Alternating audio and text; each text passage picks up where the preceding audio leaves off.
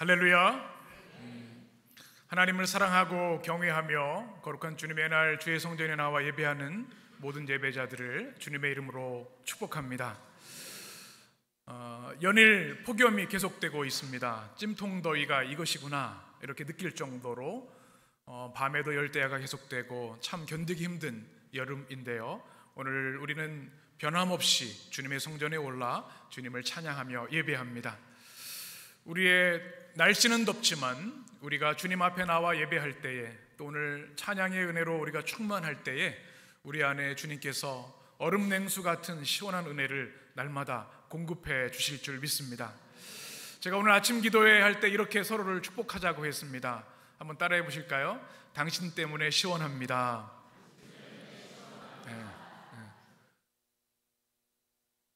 더우면 옆에 사람 있는 것도 싫은데 하나님의 사람들이 옆에 있으면 얼마나 시원한지요. 그들의 영혼이 하나님의 영으로 충만하고 말씀과 사랑과 섬김으로 가득하기에 주님의 사람들을 바라볼 때 우리는 시원함을 경험하게 됩니다. 우리 인생에 우리를 답답하고 힘들게 하는 사람들이 있는가 하면 우리의 속을 시원하게 하는 사람들이 있지요. 바로 주님을 예배하는 사람들인 줄 믿습니다. 시대가 참 혼란스럽고 패역함을 보게 됩니다. 매일 쏟아지는 뉴스들을 보면 어찌 이럴 수 있을까? 영화라 해도 믿지 못할 일들이 우리 주변에 많이 일어나고 있습니다. 답답하게 하는 일들이 얼마나 많은지요. 더위를 더 힘들게 하는 그런 시대입니다. 그런데 하나님께서는 우리를 예배자로 부르셔서 우리 영혼을 정결케 하시고 세상이 줄 수 없는 영혼의 시원함과 신선함을 우리에게 공급해 주시는 줄 믿습니다.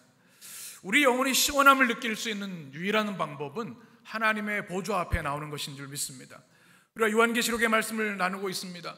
모든 환난과 역경 가운데 뚫고서 주의 보좌 앞에 나오는 것이 우리의 승리라는 메시지입니다.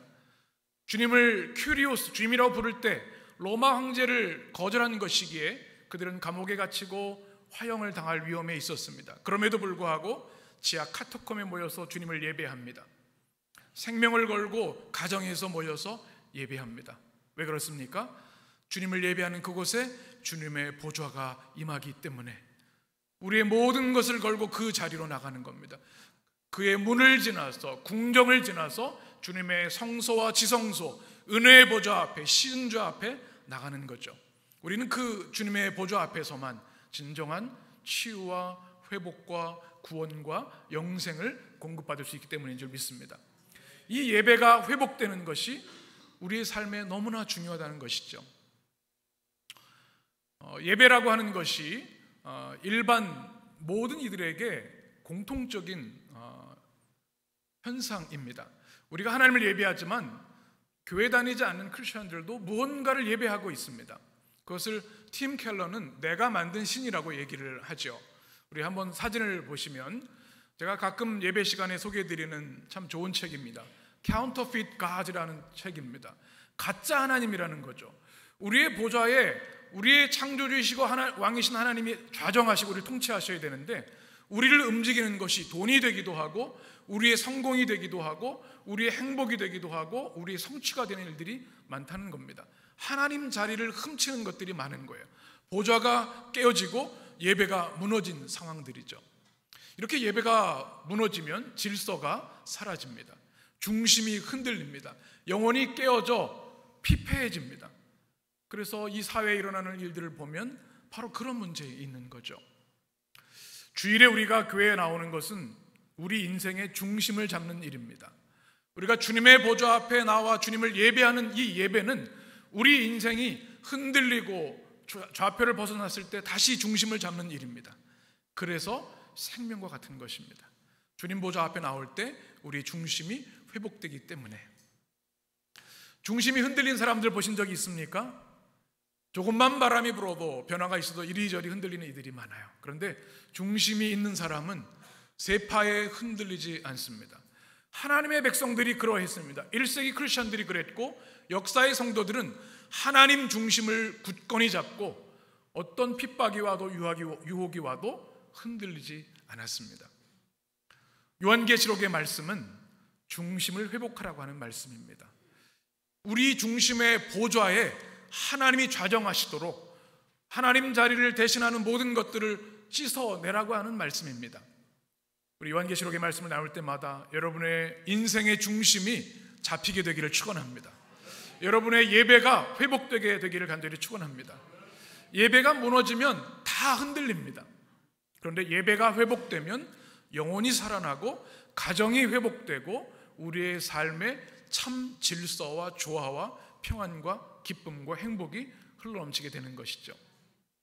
우리는 요한계시록 4장의 말씀을 통해서 이제 지상 예배가 하늘 예배와 연결되어 있음을 보았습니다. 사도 요한이 주님을 예배하는 그 주일에 주님의 큰 나팔 소리 같은 소리를 듣습니다. 바로 그에게 보여주신 하늘의 열린 문을 통해 들려오는 소리였습니다. 이리로 올라오라. 예배의 초청이었습니다. 하나님의 교회, 하늘의 성전으로의 초청이었습니다. 성령이 감동되어서 그는 그 하늘 교회에 있는 보좌를 보았습니다. 보좌가 뭐라고 말씀드렸죠? 왕이 앉는 자리입니다. 로마 황제가 앉는 것이 그 당시의 통치자의 자리였다면 하늘 보좌는 우주 만물을 다스리시는 영원한 우리 하나님이 앉으시는 자리입니다. 그 보좌에 하나님이 계셨고 또 그 주변에 24 보좌와 장로들이 있었습니다. 우리가 그 말씀을 통해서 하늘의 예배가 얼마나 영광스러운 것인지를 우리는 보았습니다. 24장로는 바로 모든 유혹과 핍박을 이기고 믿음을 지킨 구원받은 하나님의 백성이라고 말씀을 드렸습니다. 그들이 주님의 나라에서 하늘 교회에서 예배를 드리고 있었습니다. 두 가지 특징이 있었죠. 흰 옷을 입고 있었습니다. 그리스도의 보혈로 죄사함 받은 사람들입니다. 머리에 무엇을 썼어요? 금면류관을 썼습니다. 하나님 백성의 승리를 상징하는 것이죠. 이제 그 말씀은 보좌의 모습으로 연결되어집니다. 주님의 보좌 앞에 번개와 음성과 우레소리가 들렸습니다. 무슨 의미라고 그랬죠? 하나님의 초월적인 임재를 말합니다. 하나님의 심판이 시작되었다는 말씀입니다. 그리고 그곳에는 등불 7이 성령이 그곳에 임재하고 계셨습니다. 그리고 우리는 보좌 앞에 있는 수정 같은 유리바다에 대한 말씀을 나눴습니다. 그 하나님과 피조물 사이의 무한 질적 차이를 극복할 수 있는 것은 죄사함인데 물두멍을 지나 우리가 주님의 보혈을 지나 보좌 앞으로 나갈 수 있음을 말씀을 드렸습니다. 이제 오늘은 그 하나님의 그 나라 주님의 하늘 성전에서 예배드리는 자들이 누구인지를 우리에게 성경은 보여줍니다. 6절 말씀 같이 읽겠습니다.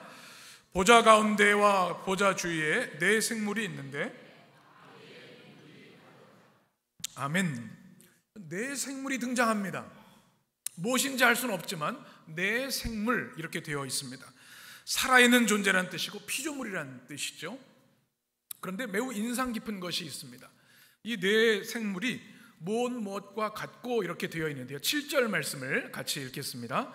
그 첫째 생물은 사자 같고 둘째 생물은 송아지 같고 그 셋째 생물은 얼굴이 사람 같고 그 넷째 생물은 날아가는 독수리 같은데 아멘. 여기서 네 동물이 나오고요. 뭐뭐 같고 이렇게 되어 있습니다. 사자 같고라고 하는 것이 무슨 뜻일까요? 사자입니까? 아닙니다. 사자가 아니라 사자 같은 모습, 사자의 특성을 가지고 있다는 뜻입니다. 요한계시록은 은유와 상징으로 가득하다고 말씀을 드렸죠.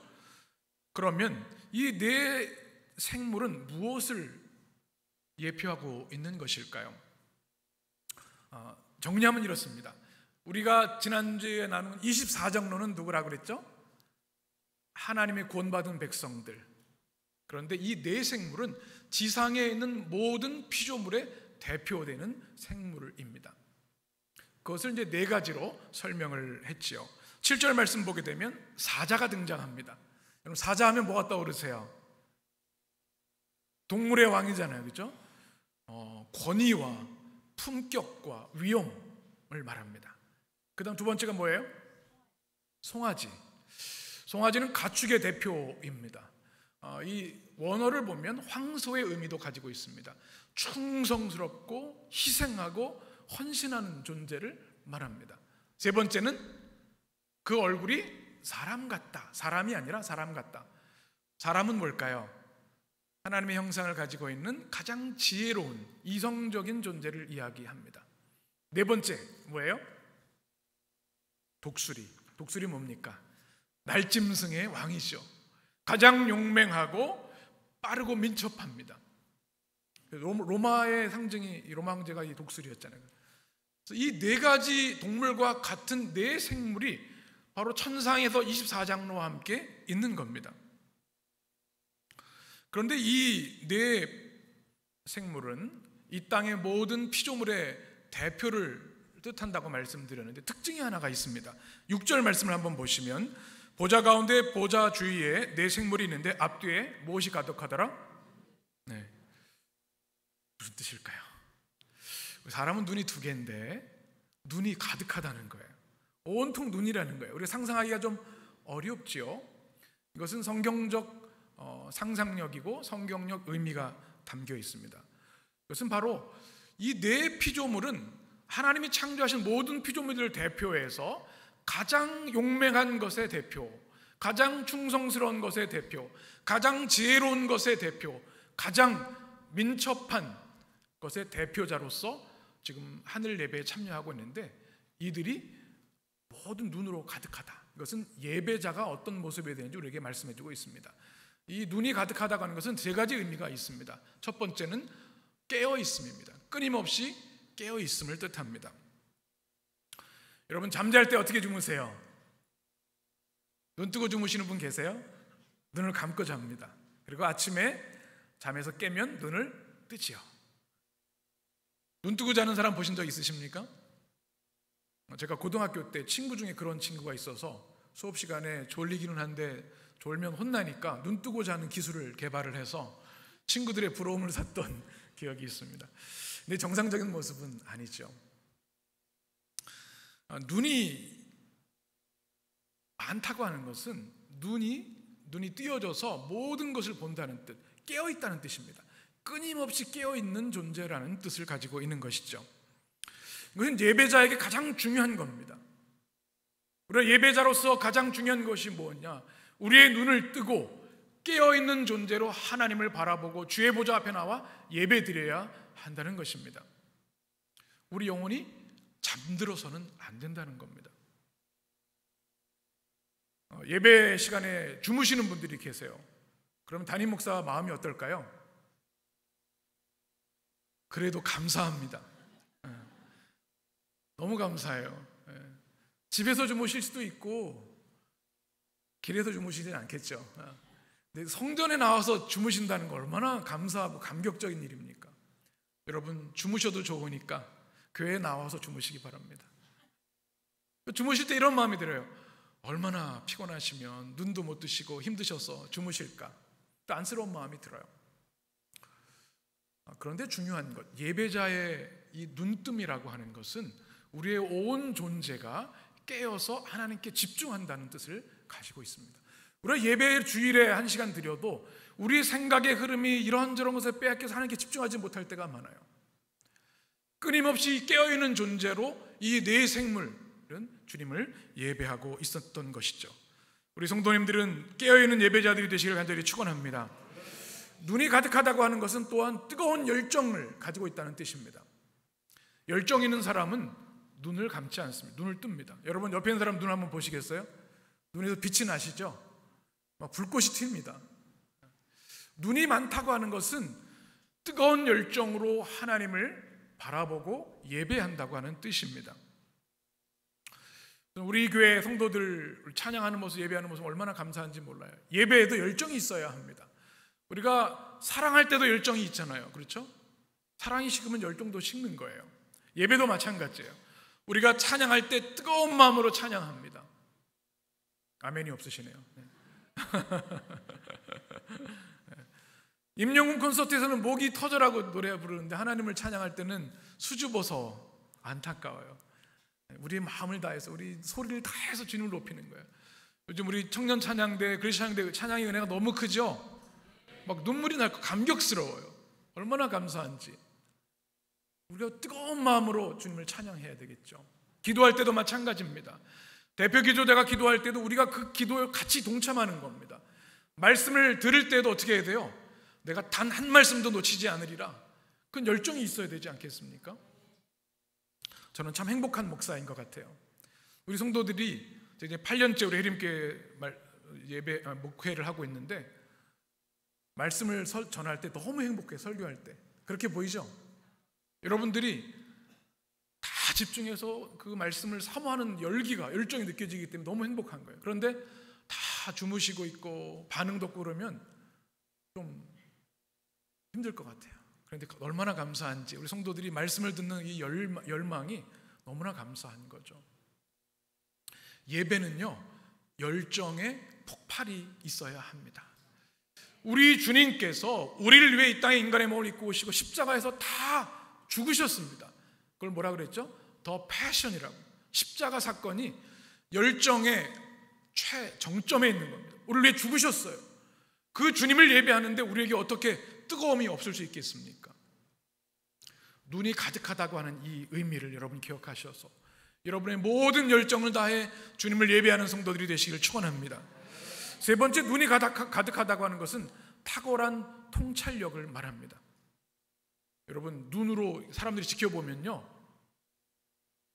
죄를 짓지 못해요. CCTV가 있잖아요. 다 눈이에요. 다 보는 겁니다. 사람에게 중요한 것이 이 통찰력입니다. 분별하는 것이죠. 꿰뚫어 보는 눈이 너무나 중요합니다. 근데 내 생물은 눈이 많아서 다 꿰뚫어 보고 있는 거예요. 무엇을 보고 있는 것일까요? 지금이 예배할 때라는 것을 꿰뚫어 봅니다. 지금이 깨어 기도할 순간이고 지금이 은혜의 보좌 앞에 나올 시간이라는 것을 깨닫습니다. 그리고 우리가 드리는 이 예배 가운데 하나님이 임재하시고 성령의 등불이 감동하시는 것을 통찰할 수 있는 통찰력이 있을 때, 그것이 예배자의 모습인 것이죠. 우리가 예배 드릴 때 그냥 몇몇 동네 사람들이 와서 찬양하고 예배 한 시간 모였다 가는 게 아닙니다. 하나님의 보좌가 이곳에 임하여 있는 줄 믿습니다. 성령의 7 등불이 타오르고 있습니다. 수정 같은 유리바다가 있어서 우리 죄를 씻어 주셨습니다. 하나님의 위엄과 영광이 가득합니다. 이것을 보는 눈이 있어야 되죠. 엘리사를 기억하십니까? 도단성이 포위되었을 때 사환은 이제 죽게 되었구나, 불안에 떨었지만 엘리사는 천군 천사가 불말과 불병과 그를 지키고 있는 것을 볼 수 있었습니다. 영적 통찰력입니다. 그리고 그 사환을 주님 그의 눈을 열어주시옵소서 기도하였습니다. 우리 성도들이 예배를 드릴 때마다 여러분의 영의 눈이 열려지게 되기를 간절히 축원합니다. 이제 오늘 8절을 보면 이 네 생물의 특징을 또 설명합니다. 우리 8절 같이 읽습니다. 네 생물은 각각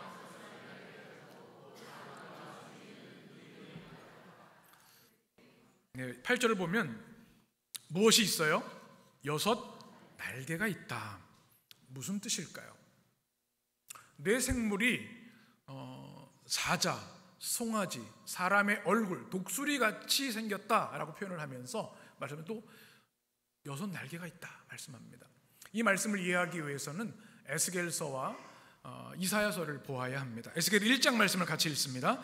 그 속에서 네 생물의 형상이 나타나는데 그들의 모양이 이러하니 그들에게 사람의 형상이 있었더라. 아멘. 에스겔이 그발 강가에서 본 환상의 모습입니다.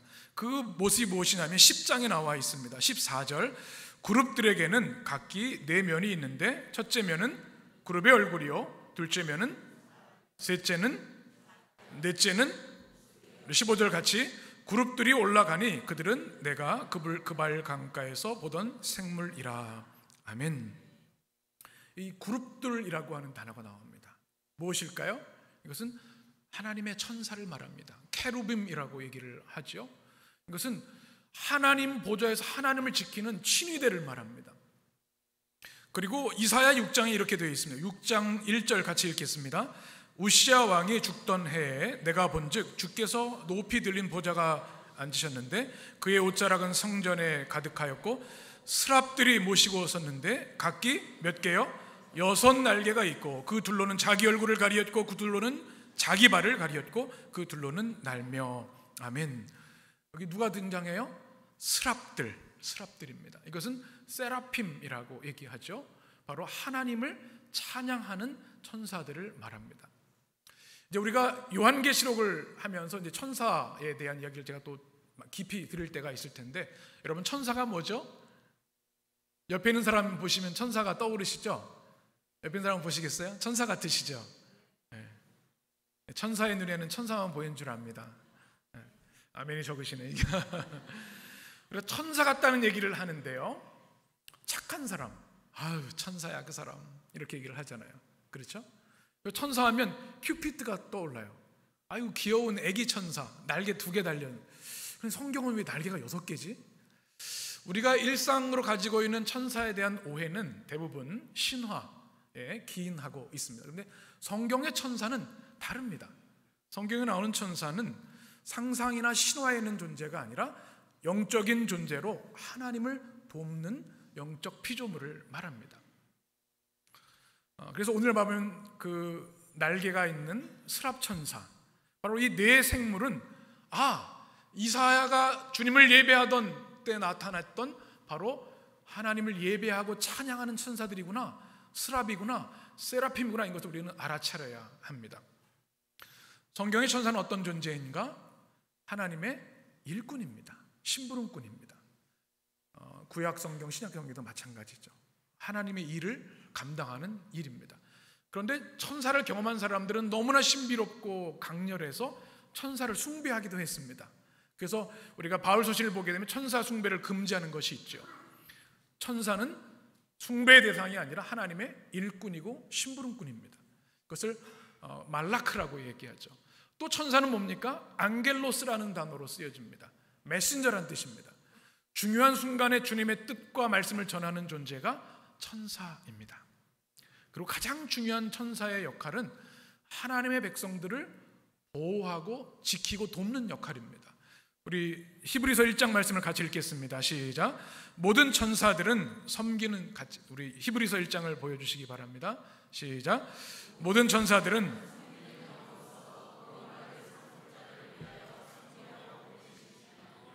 아멘. 우리 눈에 보이지 않지만 천사는 섬기는 영으로 구원받은 하나님의 백성들을 섬기는 일을 합니다.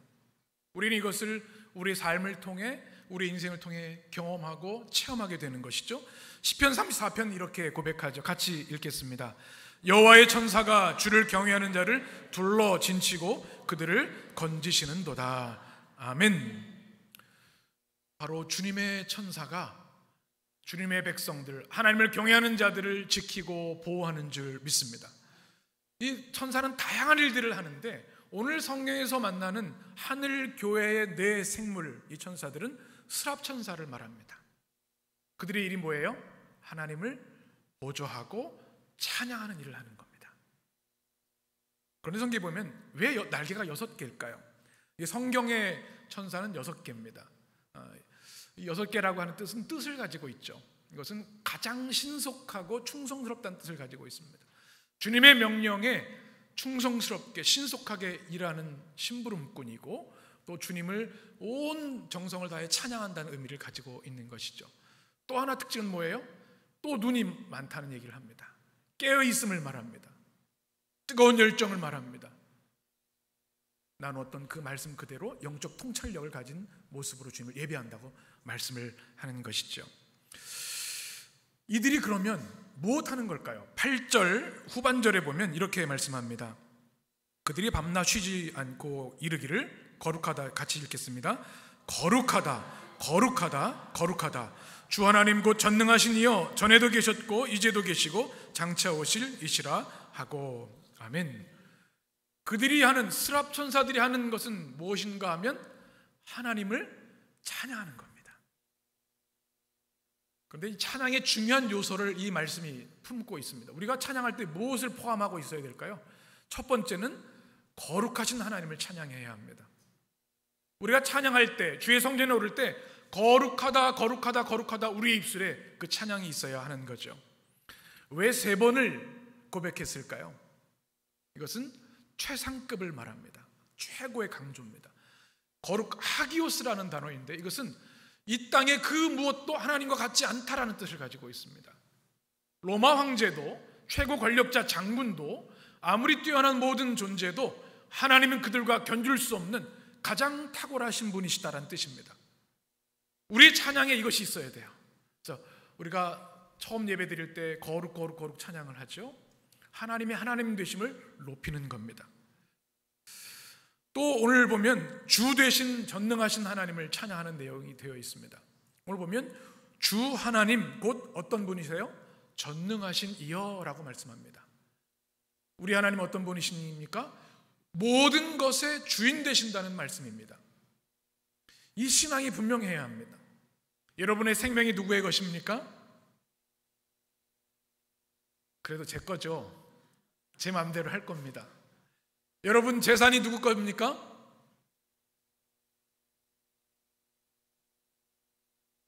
제 것도 있고 아내 것도 있고 그렇습니다. 여러분에게 주신 시간이 누구의 것입니까? 이게 확신이 있으셔야 되는데, 우리의 찬양 중에 하나 가장 중요한 것이 우리 하나님이 나의 주인이시라는 고백이 진심으로 드려지는 겁니다.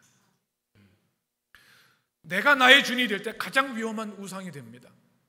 내 재산이 내 것이라고 생각을 할 때 나의 쾌락과 즐거움을 위해서만 쓰게 되죠. 주의 나라는 아무 관심이 없는 겁니다. 옳지 않습니다. 로마 황제 시대에 로마 황제가 모든 이의 주인이었습니다. 그래서 그것을 거절하는 이들은 죽임을 당할 수밖에 없었죠. 그런데 유독 그리스도인들은 나의 주인은 로마 황제가 아닙니다. 오직 나를 위해 십자가에 죽으시고 부활하신 예수 그리스도 한 분만이 나의 주님이십니다. 큐리오스라고 고백을 했습니다. 생명을 건 고백입니다. 이것은 내 생명도 시간도 내 재산도 내 모든 존재도 하나님의 것임을 고백하는 겁니다. 여러분의 찬양이 입술만 화려한 화음만 드린다고 찬양이 아닙니다. 이 고백이 담겨 있어야 되는 거예요. 여러분의 찬양에 우리 하나님이 나의 주인이십니다 고백하게 되길 간절히 축원합니다. 또 하나는 전능하신 하나님이라는 고백입니다. 여러분 전능하신 하나님을 믿으시죠? 진정으로 믿으신다면 여러분의 하루가 여러분의 인생이 오늘부터 달라지실 겁니다. 우리 주님이 나의 주님이시고 나의 하나님이신 것을 고백하는 찬양이 되시길 간절히 축원합니다. 또 세 번째 찬양의 내용이 무엇입니까? 영원하신 하나님에 대한 찬양입니다. 오늘 성경에 보면 전에도 계셨고 이제도 계시고 장차 오실 이, 우리가 이미 요한계시록 1장에서 나눴죠. 과거, 현재, 미래 알파와 오메가가 되셔서 영생하시고 영존하시는 영원하신 하나님, 그 하나님을 찬양하고 있습니다. 여기에는 로마 황제도 한낱 피조물이라고 하는 숨겨진 의미가 있습니다. 이 로마 황제가 얼마나 두려웠는지요. 로마 군대만 봐도 벌벌 떨었습니다. 그런데 하늘 교회에서 우리 하나님을 찬양할 때 천사들의 고백을 보니까 우리 하나님만이 영원하신 하나님이시다. 아무리 기세등등하고 권력이 있어도 그들은 아침 안개 같은 존재일 뿐이다. 영원하신 하나님만을 찬양하라 말씀하는 것이죠. 그래서 9절에 보면 이렇게 찬양합니다. 우리 9절 같이 읽겠습니다. 그 생물들이 보좌에 앉으사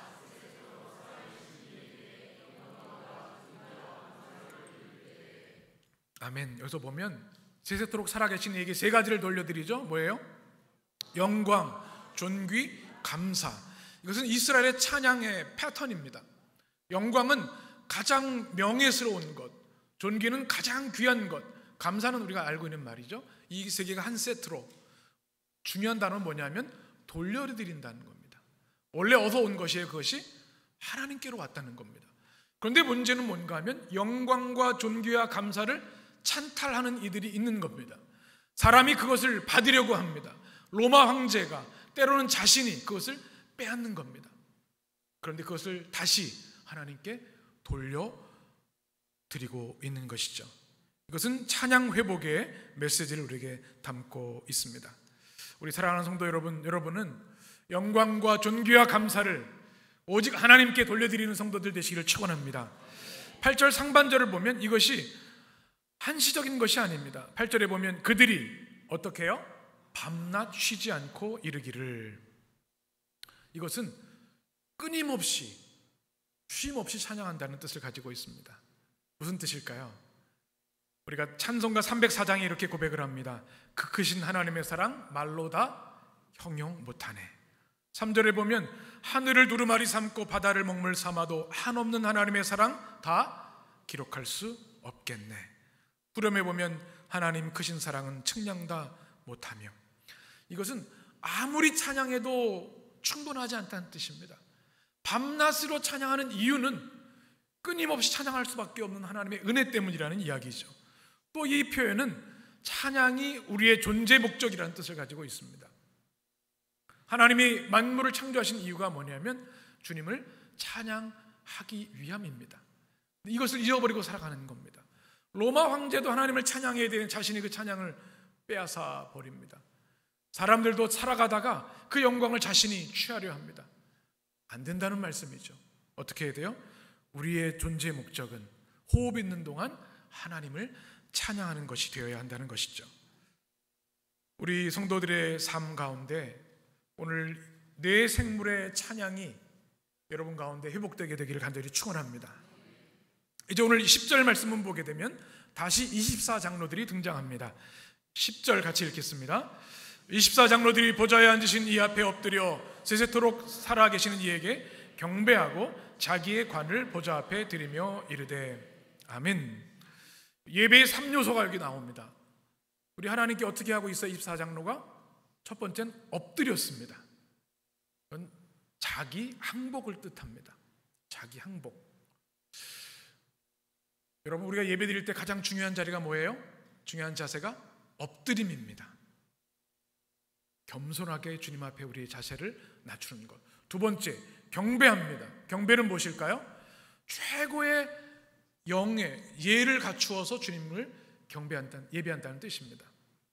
하나님을 예배할 때 진정한 경배가 여러분 가운데 있게 되기를 축원합니다.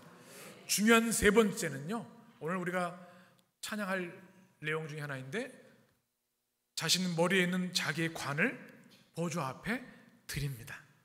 이게 무슨 뜻일까요? 이 관이 뭐죠? 관? 면류관, 금면류관이죠. 우리가 나눴죠? 24장로들이 관을 쓰고 있다고 말씀드렸습니다. 스테파노스라고 하는 단어입니다. 예수님이 십자가 죽으실 때도 가시면류관을 쓰셨죠. 이거 같은 것인데요, 사진을 한번 보여주시면 이것은 왕의 권세, 위엄, 통치의 능력을 말합니다. 하나님이 쓰셔야 마땅한 것인데 24장로들이 이걸 주셨어요. 그들이 환난과 핍박 가운데에도 믿음을 지키고 주님을 예배하는 백성이 되었을 때 이 금면류관을 씌워주신 거예요. 그런데 주님의 보좌 앞에 이들이 이것을 다시 벗어서 하나님 앞에 올려드리는 겁니다. 무슨 뜻일까요? 우리가 감히 누릴 수 없는 하나님의 자녀, 왕의 권세를 주신 것은 하나님이시고 마땅히 하나님께 돌려드려야 합니다 라는 뜻입니다. 또 하나는 고대 전쟁에 나오는 이 단어입니다. 패전국의 왕이 승전국의 왕에게 하는 통상적인 패턴이 있는데 뭐냐면 그 왕이 승전국 왕에게 엎드립니다. 그리고 자기 금면류관을 그 승전한 왕에게 줍니다. 완전한 모든 권력을 이양한다는 뜻이고 이제는 당신의 종이 되었다는 뜻입니다. 예배 드릴 때 이 고백이 있는 겁니다. 내가 쓰고 있는 이 모든 구원, 은혜, 영생, 하나님 자녀의 권세 하나님께서 주신 것입니다. 다시 주님께 올려드리고 나는 주님 앞에 엎드려 주님의 자녀로, 왕의 자녀로 주님을 경배합니다라는 뜻입니다. 여러분, 우리가 살아갈 때 이 세상에 참 상처 입고 어려움을 당하고 위축될 때가 많아요. 이 세상에 여러 가지 서열도 있고 또 여러 가지 소유도 있고, 그런데 하나님의 백성들은 그 무엇에서도 우리는 어깨를 늘어뜨리지 않습니다. 왜 그래요? 우리가 누구의 자녀예요? 네. 자신이 없으신 것 같아요. 우리가 누구예요? 왕의 자녀. 그리스도의 보혈로 우리의 어떠함이 아니라 하나님의 어떠하심을 인해 우리에게 금면류관을 씌워주셨습니다. 그래서 우리에게는 킹쉽이 있습니다. 킹쉽. 왕은요 아무데나 고개 숙이지 않습니다. 오직 하나님 앞에만 엎드려 경배하고 고개 숙이죠. 사람 앞에 고개 숙이지 않습니다. 우리의 상사에게도, 우리의 생명을 움직이는 사람 앞에도 그렇습니다. 여러분 직장 가서 기죽지 마시기 바랍니다. 세상에 이런저런 기죽일 필요가 없어요. 우리는 킹쉽을 누리는 사람들입니다. 왕의 품위와 권세를 가지고 살아가야 합니다. 그리고 우리가 해야 할 것, 찬송가 25장에 이렇게 고백합니다. 면류관 벗어서 주 앞에 들이세, 저 천사 기쁜 노래가 온 땅에 퍼지네. 내 혼아 깨어서 주 찬송하여라. 온 백성 죄를 속하신 만왕의 왕일세. 그 면류관은 오직 주님께만 드려야 되는 줄 믿습니다. 이제 11절 오늘 말씀의 결론입니다. 같이 읽겠습니다. 우리 주 하나님이여 영광과 존귀와 권능을 받으시는 것이 합당하오니 주께서 만물을 지으신지라 만물이 주의 뜻대로 있었고 또 지으심을 받았나이다 하더라. 아멘.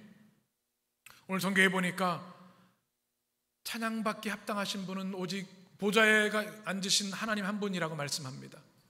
그리고 그 이유가 뭐예요?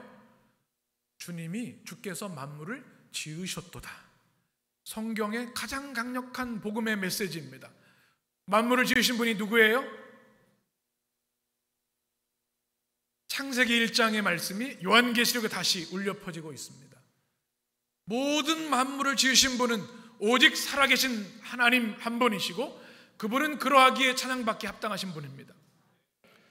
이것은 너무 전율이 되는 강력한 메시지입니다. 여러분 고대 사회에서는 있을 수 없는 일입니다. 하나님이 우리를 지으셨다고 하는 것은 우리가 하나님의 형상을 가진 왕 같은 존재라는 뜻입니다. 고대 사회의 왕들은 이것을 가장 싫어했습니다. 왜요? 소수 1%의 권력자들이 99%를 다스려야 되는데 그들의 복종이 운명으로 여겨져야 되는데 하나님이 이 농민도 지으셨다고? 내 노예도 지으셨다고? 이것은 왕들이 받아들일 수 없는 일입니다. 그런데 하나님은 히브리 백성, 노예 백성들을 통해서 너희들을 지으신 이는 창조주 하나님이시다. 왕의 권세가 너희들에게 있다. 사람을 함부로 해서는 안 된다. 애굽의 노예에서 벽돌을 짓다 평생을 죽어간 이 노예들이 아니라 하나님의 영광스러운 자녀로 해방시켜 주신 분이 우리 하나님이신 거예요. 창조주 하나님에 대한 신앙은 사람을 함부로 대하지 않고 하나님 대하듯 존귀 여기라는 메시지가 담겨 있는 겁니다. 우리의 자연과 피조물도 마찬가지입니다. 사람이 파괴하니 얼마나 무서운 재앙들이 지금 일어나고 있습니까? 회복해야 할 일들입니다. 사랑하는 여러분, 하나님이 여러분을 창조하셨습니다. 여러분은 거룩하고 존귀한 하나님의 자녀들입니다. 그 은혜를 주신 하나님 앞에 마땅한 찬양과 경배를 올려드리시기를 바랍니다. 오늘 말씀은 우리에게 강력한 메시지를 줍니다. 예배의 태도를 회복하라고 말씀합니다. 어떻게 예배 드려야 돼요? 눈이 가득하다고 말씀드렸어요. 깨어 있어야 합니다. 뜨거운 열정으로 영적인 눈을 열고 주님을 예배해야 합니다. 존재의 목적을 회복해야 합니다. 우리가 아무리 성공하고 선교를 많이 하고 위대한 일을 해도 주님을 찬양하는 존재의 목적을 잃어버리면 안 되겠습니다. 찬양의 내용을 회복해야 합니다. 하나님은 거룩하신 하나님, 하나님은 전능하신 하나님, 하나님은 영존하시고 영원하신 하나님, 이 고백이 우리의 찬양이 되어야 하겠습니다. 또 엎드려 경배하며 면류관을 주님께 올려드려야 합니다. 그리고 오늘 말씀은 우리에게 이렇게 얘기합니다. 여러분 모두는 그리스도의 보혈로 구원받은 하나님의 존귀한 백성들입니다. 주님의 보좌 앞에 나와 오늘 요한계시록 4장에 있는 24장로와 내 생물 스랍 천사들처럼 하나님을 찬양하십시오. 오늘 예배 드리면서 찬양을 하는데요, 뭉클을 했습니다. 우리 청년 찬양대가 찬양을 할 때, 또 우리 그리스 찬양대, 우리 성도들이 함께 찬양을 할 때 이런 전율이 왔습니다. 지금 우리가 드리는 이 예배와 찬양이 사도 요한이 1세기에 드렸던 그 찬양과 같은 것이구나. 그리고 우리가 장차 하나님 나라에 이르러서 예배드릴 그 찬양을 우리가 지금 이 주일에 매주 찬양을 하고 있는 것이구나. 우리의 찬양이 영원한 천국의 찬양과 맞닿아 있구나. 우리 한 사람 한 사람은 하늘의 찬양대로 부름받은 존귀한 존재들이구나. 우리의 목소리로, 우리의 삶으로 엎드려 경배하며 면류관을 올려드리는 그 삶을 살 때 우리에게 진정한 복음의 능력이 임하는구나. 사랑하는 성도 여러분, 오늘 말씀 우리에게 도전합니다. 주님의 보좌 앞에 나와 엎드려 경배하라. 이 말씀에 아멘이 되시기를 간절히 축원합니다. 기도하겠습니다.